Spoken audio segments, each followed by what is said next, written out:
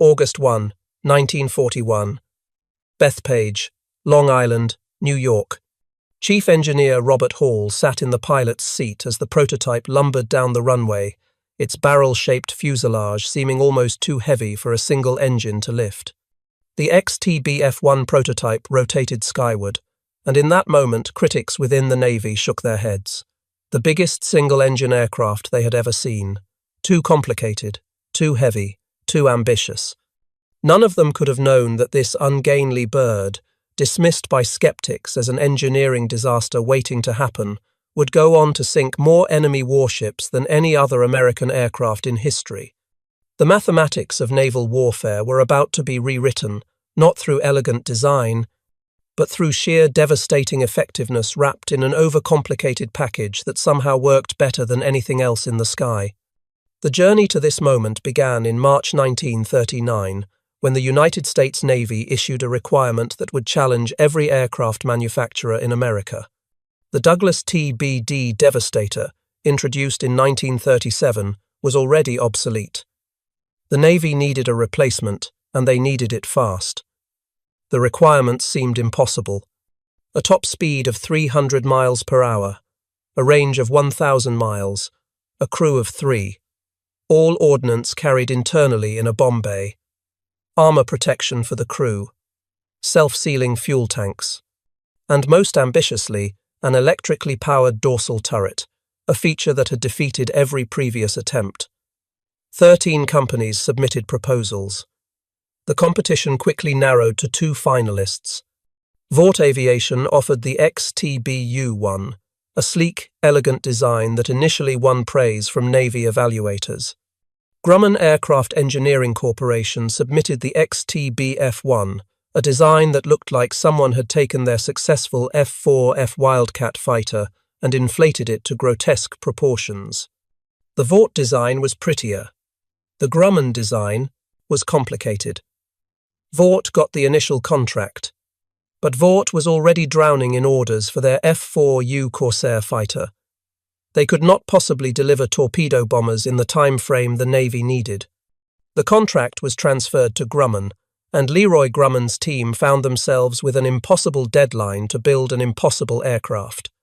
Robert Hall, the engineer in the trenches, stared at the mountain of requirements.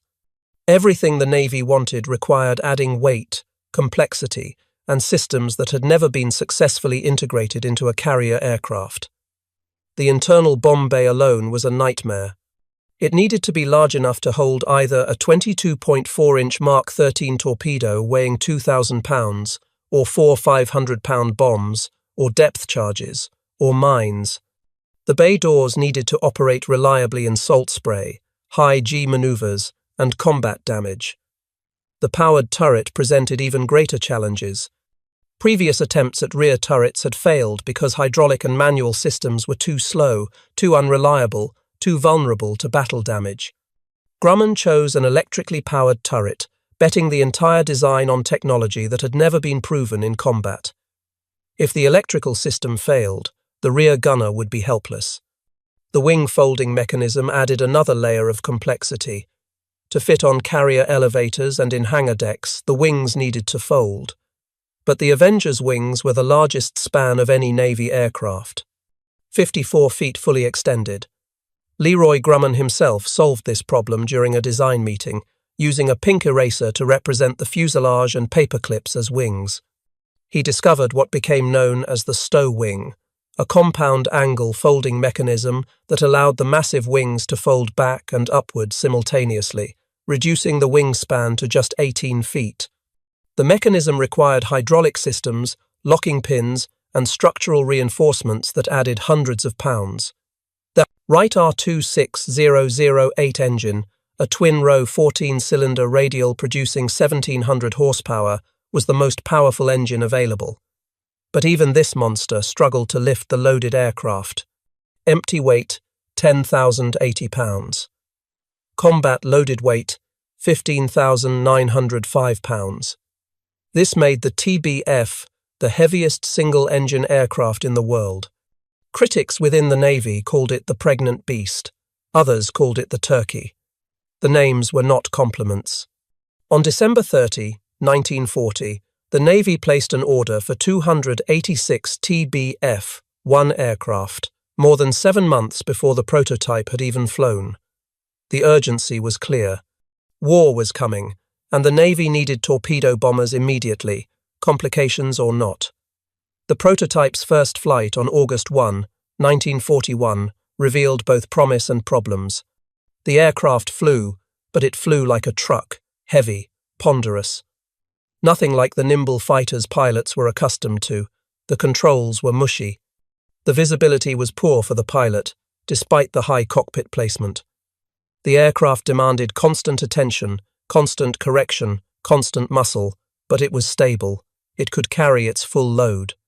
And the internal systems, all those intricate systems that critics said would fail, actually worked. Then came November 28, 1941. The first prototype caught fire during a test flight near Brentwood, New York. Both test pilots, Bob Hall and Gordon Israel, successfully bailed out as flames consumed the aircraft. The prototype crashed and was destroyed. Critics pounced. The design was too elaborate, too many systems, too many failure points. The electrical turret, the folding wings, the massive bomb bay, all of it was too ambitious. The program should be cancelled. Grumman's response was to accelerate. The second prototype was nearly ready. Testing continued. Modifications were made.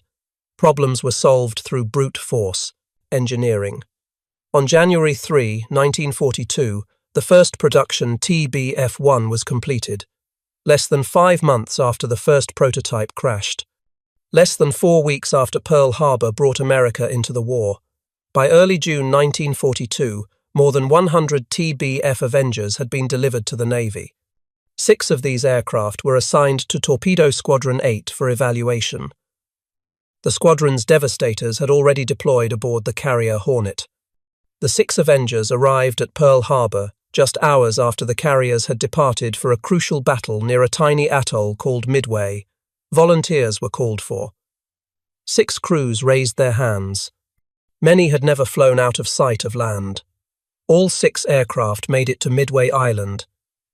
June 4, 1942, 07:10 hours.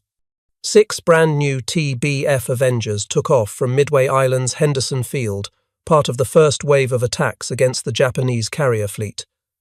The aircraft had been in service for exactly 5 months. The crews had almost no combat experience.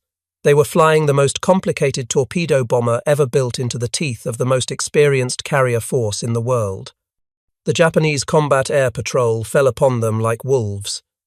Mitsubishi A-6M0 fighters, flown by veterans of Pearl Harbor, China, and the Dutch East Indies, tore into the lumbering Avengers.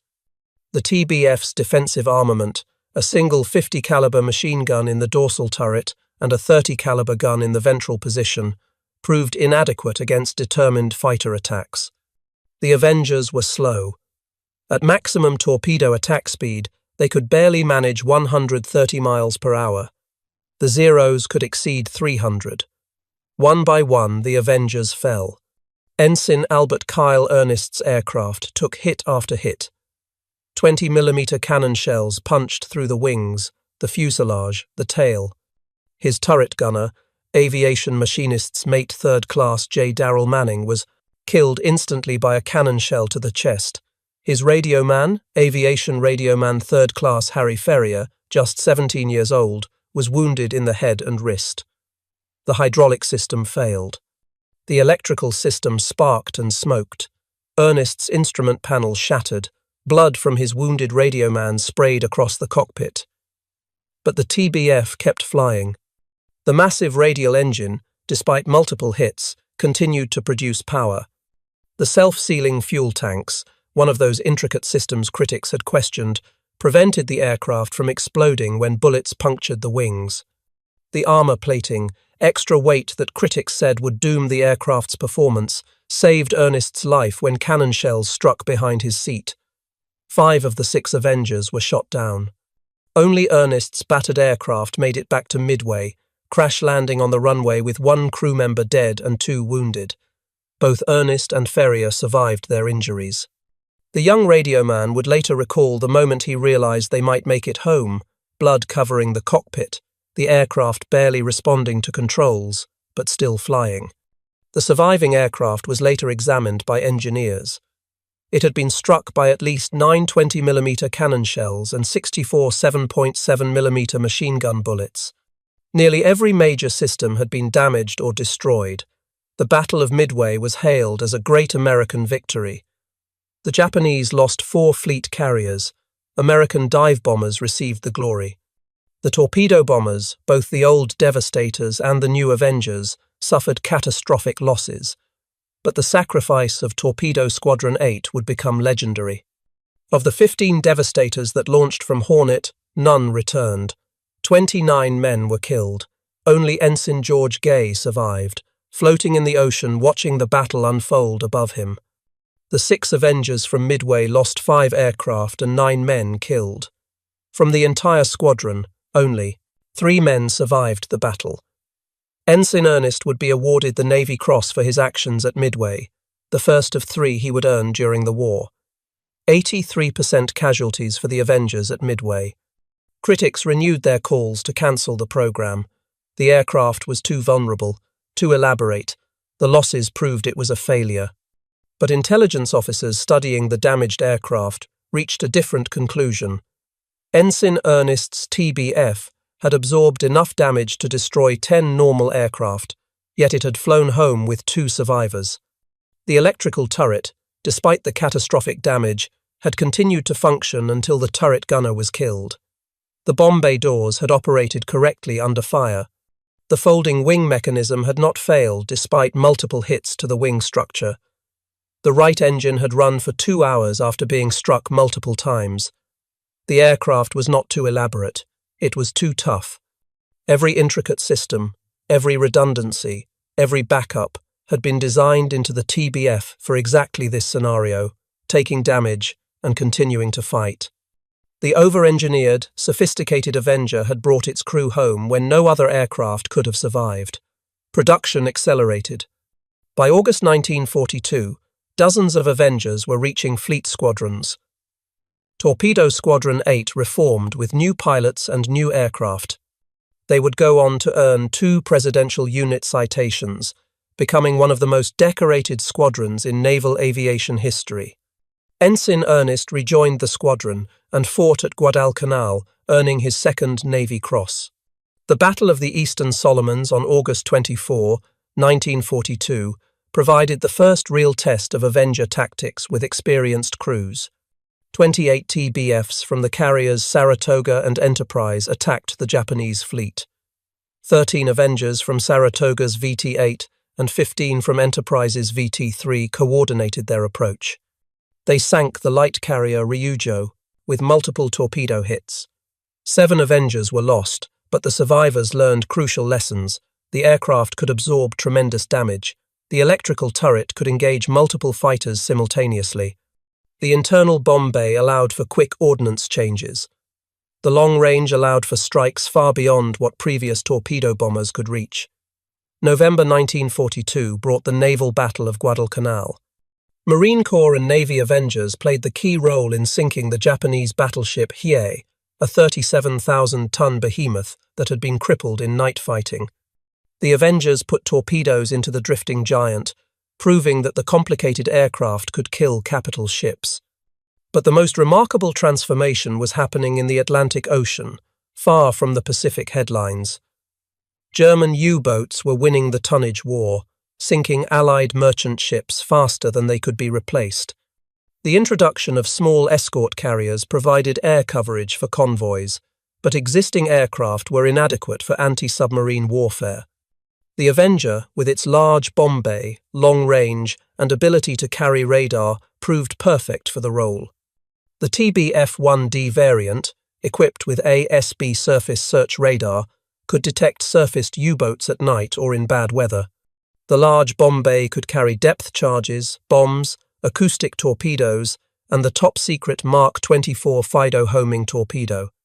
Avengers operating from escort carriers began stalking U-boats with devastating effectiveness. The aircraft that had been designed to sink battleships was now hunting submarines. The tactics were elegant in their simplicity.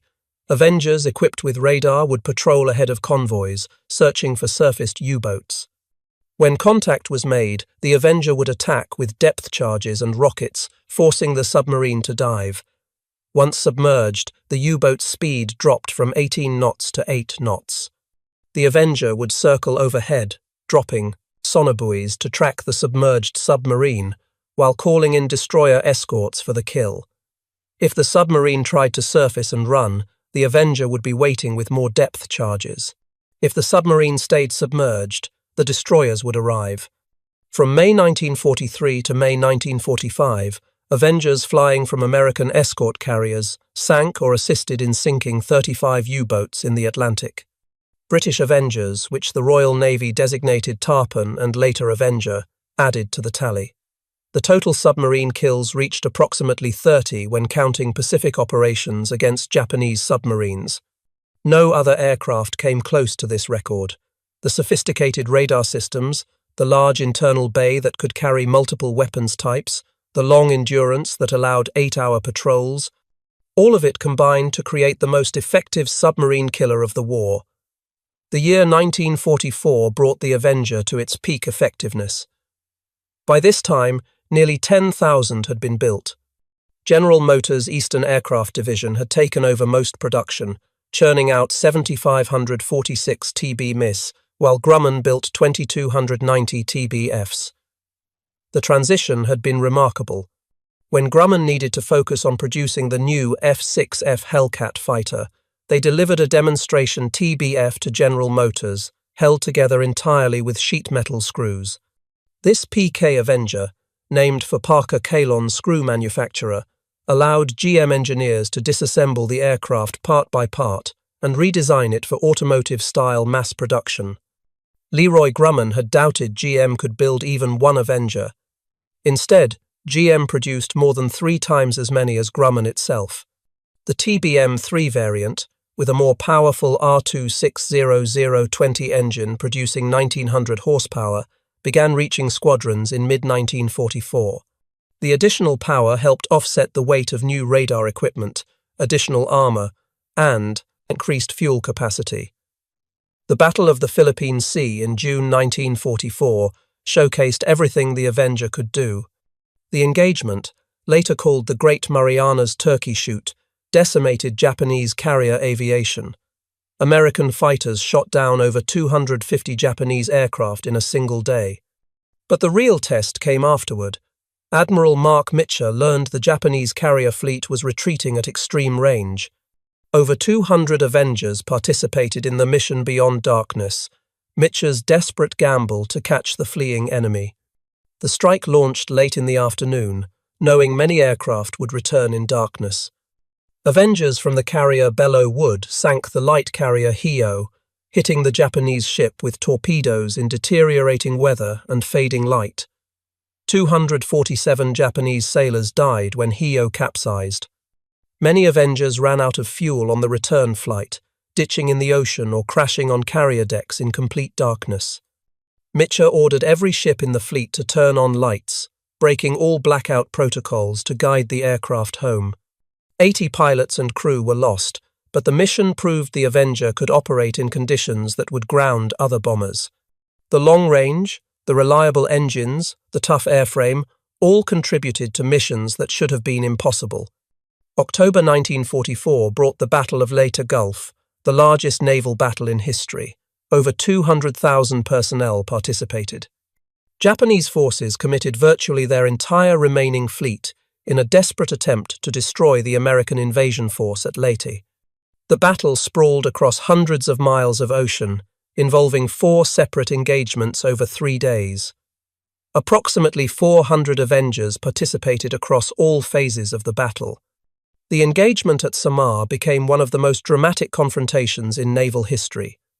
6 escort carriers, 3 destroyers, and 4 destroyer escorts faced 4 Japanese battleships, 6 heavy cruisers, 2 light cruisers, and 11 destroyers. The escort carriers, designated Taffy 3, carried Avengers and Wildcats designed for ground support, not fleet engagement. When Admiral Takeo Kurita's center force appeared on the horizon at dawn on October 25, the Americans were outnumbered and outgunned catastrophically. Lieutenant Commander Edward Huxtable, commanding officer of Gambier Bay's Composite Squadron 10, directed his Avengers in continuous attacks against the massive Japanese ships. The Avengers had no armor-piercing bombs. Many had no torpedoes, having been loaded for ground support missions. They attacked anyway, making repeated runs with whatever ordnance they carried. Some pilots made dry runs with no weapons at all, trying to distract Japanese gunners and buy time for the carriers to escape. The small destroyers charged the Japanese battleships in suicidal torpedo attacks. The Avengers coordinated with them, attacking from multiple directions simultaneously. Gambier Bay was hit repeatedly and sank, taking over 100 men with her. But the ferocity of the American defense convinced Admiral Kurita he faced fleet carriers with full air groups, not escort carriers. After sinking Gambier Bay and 3 destroyers, Kurita withdrew through San Bernardino Strait, abandoning the attack on the invasion fleet. The Avengers of Taffy 3 had helped turn away the most powerful surface fleet Japan had sent to sea since Midway. They had done so without the weapons or training for such a mission, proving the aircraft's versatility under the most desperate circumstances. On October 24, 1944, the day before the summer engagement, waves of American aircraft attacked the super battleship Musashi as it tried to transit the Sibuyan Sea. The Musashi was the largest battleship ever built, displacing over 72,000 tons, armed with 9 18-inch guns, protected by armor up to 16 inches thick. Japanese designers had declared the ship unsinkable. The attack began at 10:27 in the morning. 259 aircraft, launched in 6 waves from 4 American carriers, converged on the massive ship. Avengers scored torpedo hits from multiple directions. The exact number remains disputed, with estimates ranging from 10 to 19 torpedoes striking home. 10 hits to port and 9 to starboard represents one commonly cited figure, though Japanese sources report 11 total. Each torpedo carried 600 pounds of Torpex explosive, far more powerful than standard TNT. Curtiss SB-2 Sea Helldiver dive bombers added 17 bomb hits.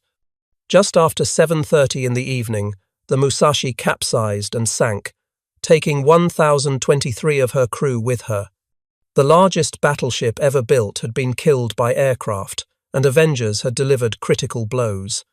5 months later, on April 7, 1945, the Musashi's sister ship Yamato made her final sortie. Operation 10 Go was a suicide mission, sending the super battleship on a one-way trip to Okinawa with only enough fuel for the outbound voyage. American submarines spotted the task force and reported its position. Admiral Mitchell launched everything he had. 386 aircraft, including nearly 150 Avengers, swarmed the Japanese force. The attack began at 12:37 in the afternoon. The first wave of Avengers attacked from the port side, overwhelming the Yamato's anti-aircraft defenses. The second wave attacked from starboard. The third wave found the ship listing heavily but still afloat. The torpedo impacts continued. American sources report at least 11 torpedo hits, though the exact count from different aircraft types remains uncertain. The Yamato's massive armor, designed to defeat battleship shells, could not stop torpedoes hitting below the waterline. Internal compartments flooded. The list increased. At 2:23 in the afternoon, 2 hours and 46 minutes after the first attack, the Yamato exploded in a mushroom cloud visible for 60 miles. Casualties numbered between 2,500 and 3,100 crew members from a complement of approximately 3,000. The era of the battleship died with her. The Avengers had killed both Yamato-class super battleships. They had also sunk or helped sink 12 carriers, 4 additional battleships, 19 cruisers, 25 destroyers, and approximately 30 submarines. The total tonnage exceeded 1 million tons of enemy shipping. No other aircraft type came close to this record. The intricate torpedo bomber that critics had dismissed in 1941 had become the most effective ship killer in history. but the vast majority of Avenger missions were not dramatic torpedo attacks. By late 1944, Japanese surface ships rarely ventured from port. The Mark 13 torpedo, despite late war improvements, remained problematic, requiring slow, straight attack runs that exposed aircraft to intense anti-aircraft fire. Avengers increasingly shifted to conventional bombing, skip bombing, and rocket attacks. The large internal bay that could carry a single 2,000-pound torpedo could also carry 2,000 pounds of bombs, rockets, or combinations of weapons. Avengers supported amphibious landings across the Pacific, dropping bombs and firing rockets against Japanese bunkers, artillery positions, and troop concentrations. The missions were unglamorous but essential. The aircraft's versatility extended beyond combat. The roomy interior could carry cargo, mail, and personnel. Avengers served as air ambulances, evacuating wounded from island airstrips. They flew reconnaissance missions, mapping enemy positions. They laid mines in Japanese harbors and coastal waters. They performed search and rescue, locating downed pilots. The sophisticated design that seemed like a liability in 1941 proved to be the aircraft's greatest strength by 1945. The Avenger could do everything. One Avenger pilot who experienced the aircraft's toughness firsthand was Ensign George Herbert Walker Bush. Born June 12, 1924, Bush enlisted in the Navy on his 18th birthday, June 12, 1942, the day he graduated from Phillips Academy. He became the youngest commissioned naval aviator at the time when he earned his wings on June 9, 1943, at age 18. Bush was assigned to Torpedo Squadron 51 aboard the carrier San Jacinto. He flew 58 combat missions in Avengers, logging 1,228 flight hours and making 128 carrier landings. He participated in operations against Wake Island, the Marianas, the Bonin Islands, and the Philippines. On September 2, 1944, 19-year-old Bush was flying his TBM Avenger, named Barbara after his fiancée, from the carrier San Jacinto on a bombing mission against Japanese installations on Chichijima. His crew consisted of Lieutenant Junior Grade William White, the ordnance officer, and radioman Second Class John Delaney.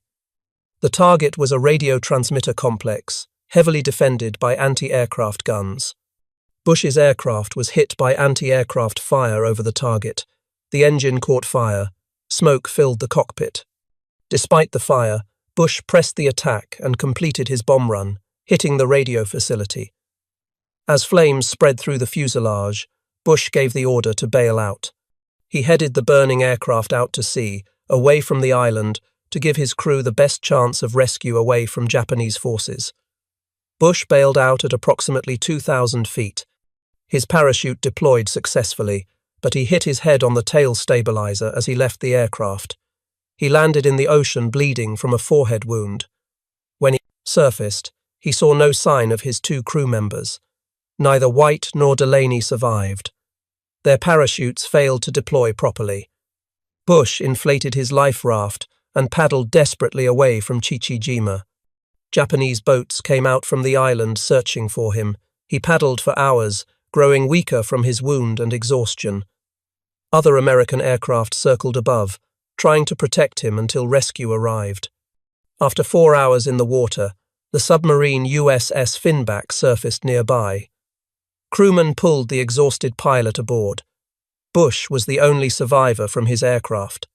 For his actions at Chichijima, completing his bomb run despite his aircraft being on fire, Bush was awarded the Distinguished Flying Cross. He would complete his combat tour, then return stateside as a flight instructor.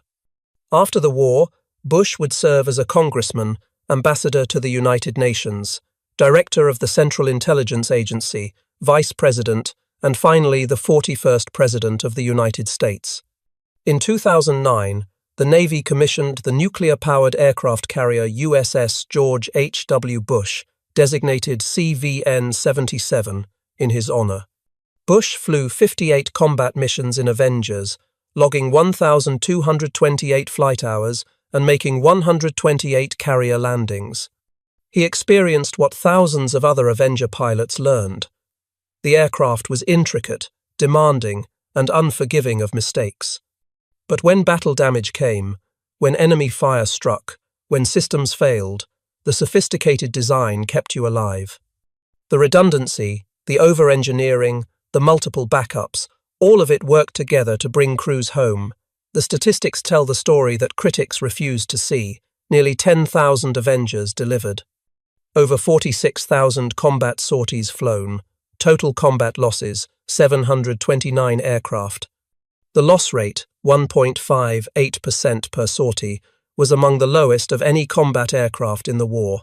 Anti-aircraft fire accounted for 422 losses.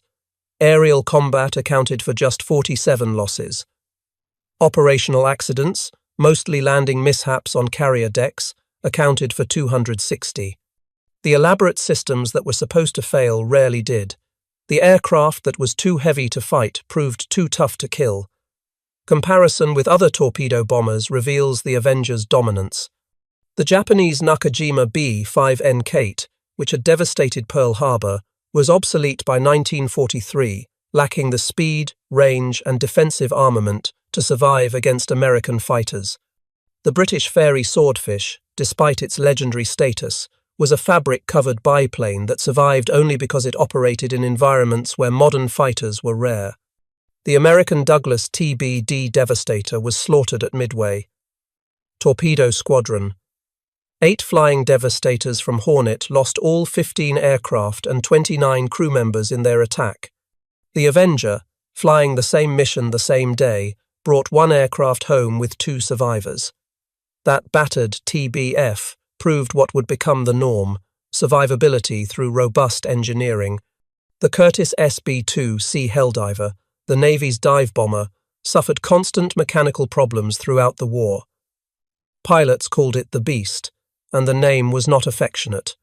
The Helldiver's complexity led to failures, the Avenger's complexity led to redundancy. The difference was philosophy.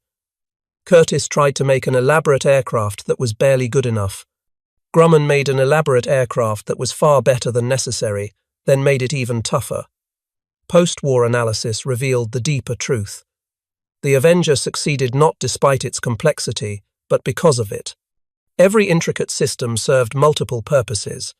The large bomb bay that added weight and complexity allowed the aircraft to carry torpedoes, bombs, depth charges, mines, radar equipment, acoustic torpedoes, reconnaissance cameras, auxiliary fuel, tanks, and cargo. No other aircraft had this flexibility.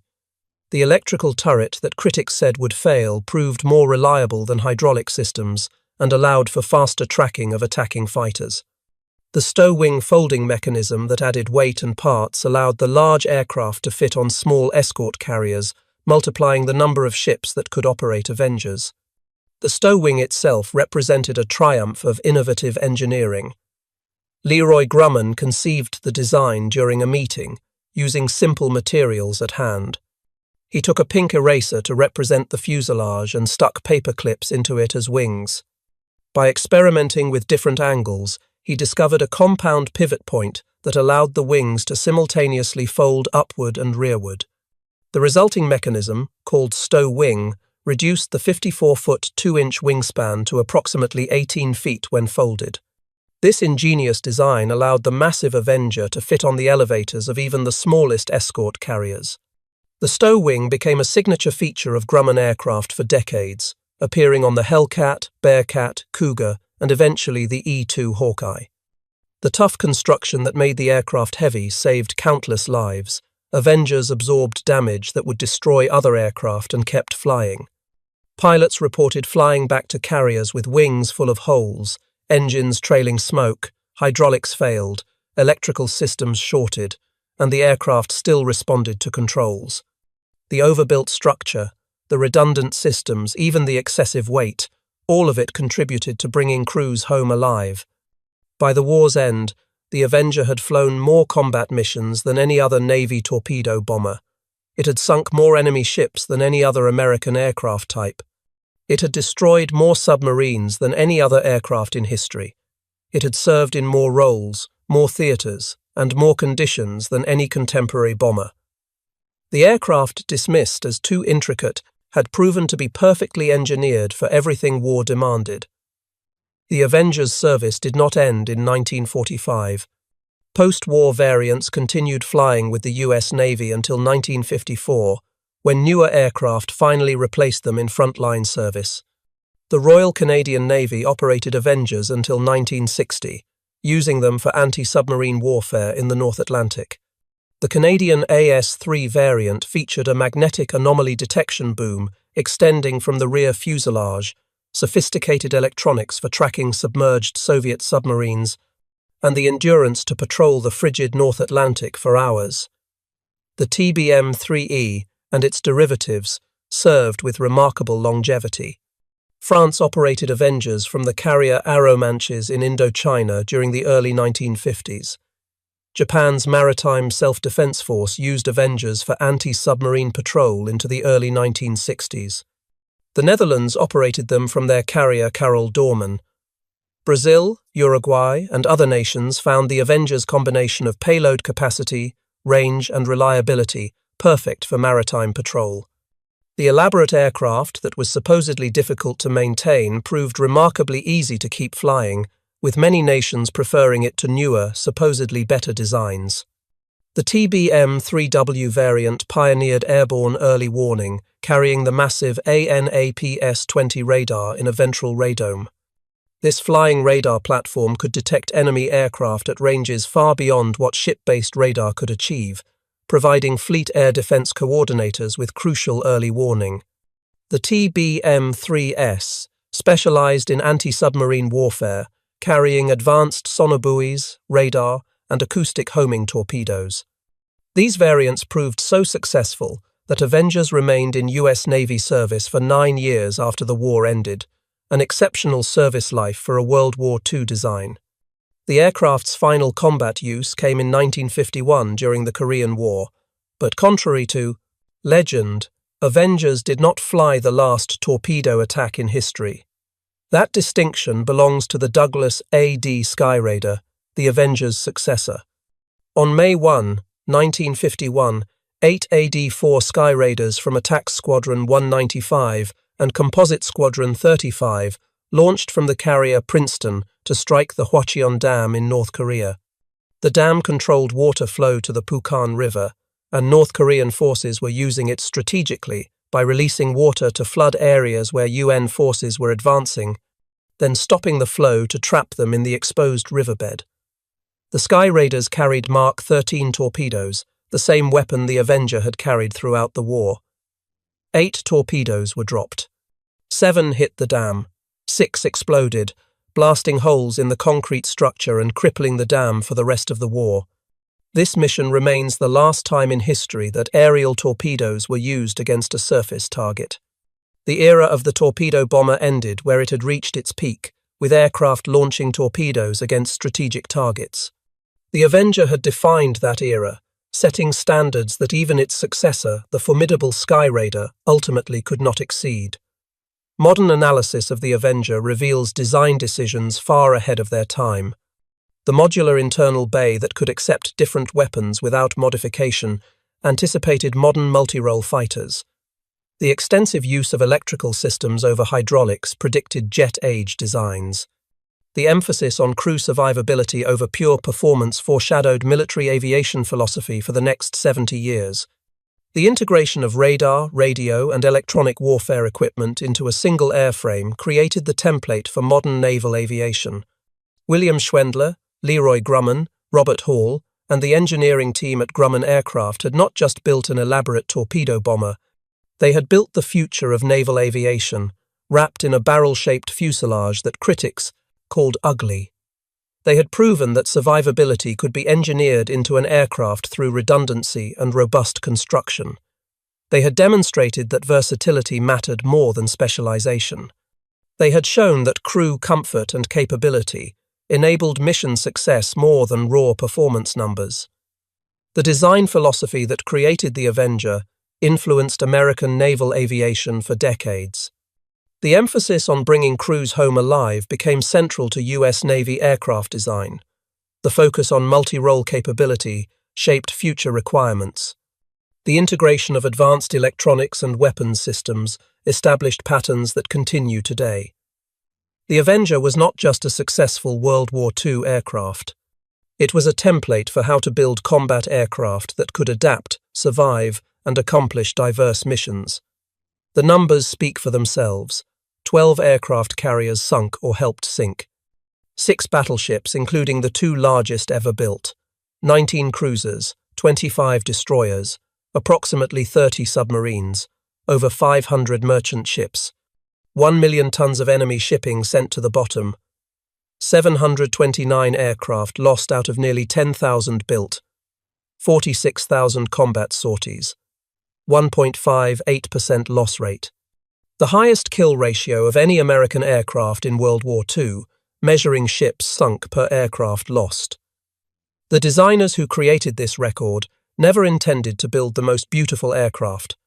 They never tried to build the simplest aircraft. They built the most effective aircraft, and effectiveness required sophistication. Every system, every redundancy, every backup, every ounce of extra weight contributed to the mission. Critics who saw only complications missed the purpose behind every decision. This aircraft was not elaborate for the sake of complexity. It was sophisticated because war is unpredictable and survival requires preparation for every contingency. The production achievement itself deserves recognition. 9,836 Avengers were built in just 3 years. At peak production, factories delivered over 200 aircraft per month. General Motors, a company that had never built a single airplane before the war, became the primary manufacturer through innovative production techniques. The transformation of automobile factories into aircraft plants, accomplished in months, demonstrated American industrial capacity at its peak. The same assembly line workers who had built Chevrolets now built torpedo bombers, working 3 shifts to meet Navy demands. The Avengers' operational versatility proved equally impressive. Beyond the famous torpedo attacks, Avengers flew more missions dropping conventional bombs than torpedoes. They pioneered night operations, using radar to find and attack targets in complete darkness. They performed combat search and rescue, saving hundreds of downed pilots from the Pacific. They served as airborne ambulances, evacuating critically wounded personnel from island battles. They delivered supplies to isolated garrisons. They photographed enemy installations for intelligence analysis. They patrolled shipping lanes for submarines. They provided close air support for marine infantry. No other single aircraft type performed such diverse missions successfully. The human cost of Avenger operations, while lower than other torpedo bomber types, remained significant. Approximately 730 crews were lost in combat, representing over 2,000 American lives. Many more were wounded. The aircraft could bring crews home through tremendous damage, but it could not make them invulnerable. The low loss rate meant more crews survived to complete their tours. More pilots returned to train new aviators. More experience was preserved and passed forward. The engineering decisions that prioritized survivability translated directly into lives saved. Individual acts of heroism by Avenger crews fill volumes of naval history. Beyond the famous names, thousands of pilots, bombardiers, radiomen, and turret gunners flew into anti-aircraft fire and fighter attacks to deliver their weapons on target. They flew missions in typhoons, in darkness, at extreme range, under impossible conditions. They pressed attacks against overwhelming defenses. They stayed with crippled aircraft to bring wounded crew members home rather than bailing out safely themselves. The Avenger gave them a fighting chance. Their courage did the rest. The torpedo bomber is gone now. Modern anti-ship missiles accomplish in minutes what required wings full of torpedo bombers in 1944. No nation operates torpedo bombers. The mission itself has been obsoleted by technology, but the lessons of the Avenger remain relevant across all domains of engineering and design. Over-engineering for survivability saves lives. Redundancy wins battles. Sophistication, when purposeful and well executed, creates capability. Versatility often matters more than specialization. The ability to absorb damage and continue functioning determines survival. These principles apply far beyond aviation. The Avenger demonstrated that robust construction costs less than replacement.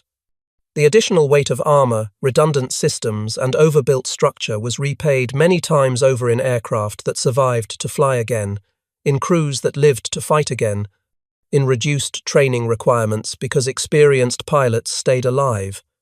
The accountants might have preferred lighter, cheaper aircraft. The combat record proved them wrong. Investment in survivability paid dividends measured in victories won and lives saved.